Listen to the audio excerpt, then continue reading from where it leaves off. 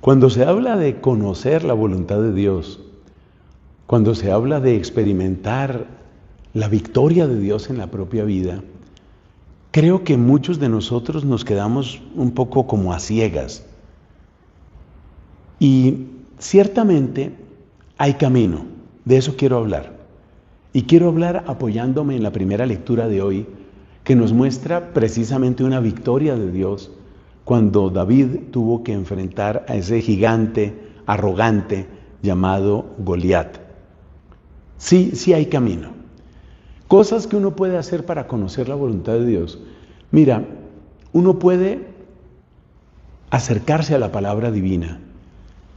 En la medida en que nos acercamos, nos familiarizamos. No es simplemente mirar a la Biblia como una especie de oráculo. Hay personas que se acostumbran a abrir la Biblia a ver qué me sale. Alguna vez Dios puede hablar así, pero no nos acostumbremos a eso. No nos acostumbremos a eso. Es mucho mejor seguir el camino de familiarizarse con la palabra divina. Es decir, ir conociendo esa voz del Señor. Siempre me queda resonando lo que dijo Cristo en Juan capítulo 10. Mis ovejas conocen mi voz. Y uno conoce la voz de una persona no oyéndola un instante, así como el que abre la Biblia, sino que uno conoce la voz de Dios como uno conoce la voz de la mamá, como uno conoce la voz de los amigos, como uno conoce la voz de las personas que ama, porque las ha oído muchas veces. Ahí es cuando uno conoce la voluntad de Dios. Ahí es cuando uno conoce el querer de Dios. Entonces, eso ayuda. Esa es una gran ayuda, familiarizarse con la palabra divina. Otra cosa que uno puede hacer para escuchar al Señor y conocer mejor su voluntad es recordar que Él deja oír su mensaje en esa maravilla que es la voz de la conciencia. El que se recoge en silencio, en oración, con sinceridad pide ayuda y trata de discernir en su conciencia qué es lo correcto. A ver, ¿por qué me siento mal con respecto a esto? Hace poco, una amiga que presta un servicio de consejería maravilloso me contaba de una persona a la que ella está atendiendo y me decía, en ese diálogo que tuvo con esta otra señora, le decía, ¿tú por qué te sientes así? Si tú vas a hacer algo y tú estás sintiendo en tu corazón esto como que no está bien, esto como que no es, ahí también te está hablando el Señor.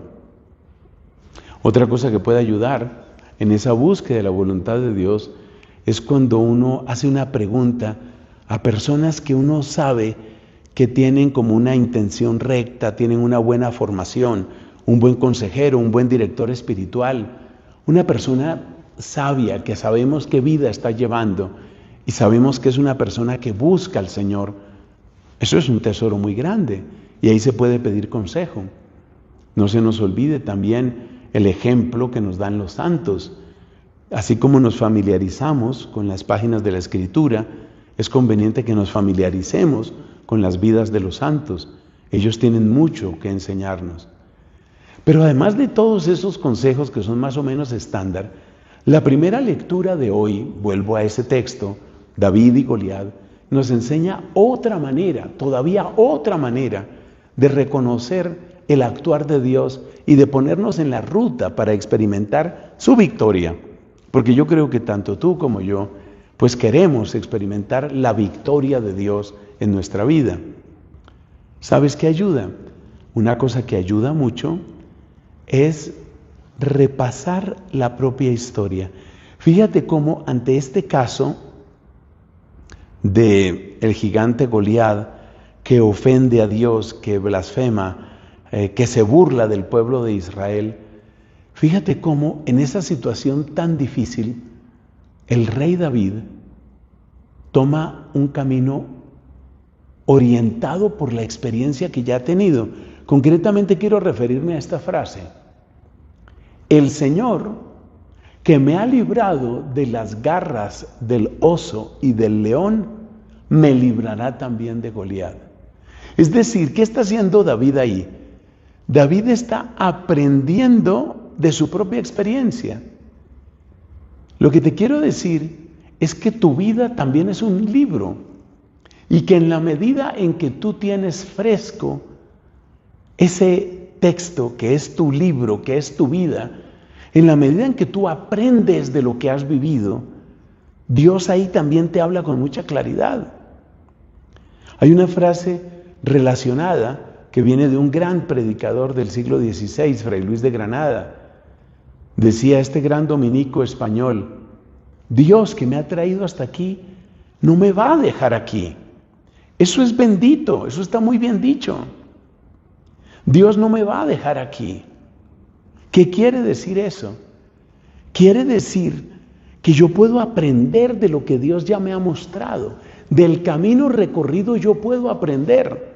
Y de hecho, no solo es una posibilidad, yo me atrevo a llamarlo un deber. Es deber nuestro aprender de lo que Dios ya ha hecho en nosotros. Entonces, repasa el camino que Dios ha recorrido contigo. Repasa esa ruta que tú has recorrido y vas a encontrar que Dios ya te ha dado claves importantísimas. Esto lo he visto yo, por ejemplo, en hermanos, concretamente laicos, algunos casados, otros solteros, cuando dan sus testimonios en retiros espirituales.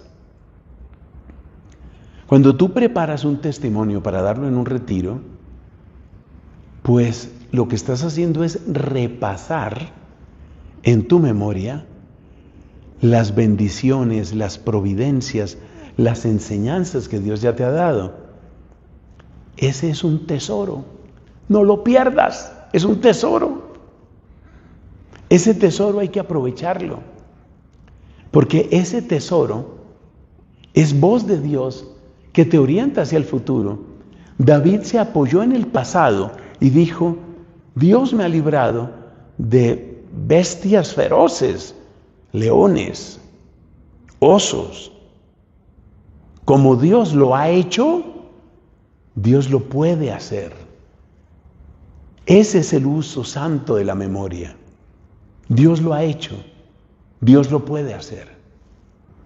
Cuando nosotros obramos de ese modo, le estamos dando oportunidad al Señor para que haga perfecta su obra en nosotros, para que sus bendiciones crezcan y para que nuestra respuesta a Él también crezca. Piénsalo y que Dios te bendiga.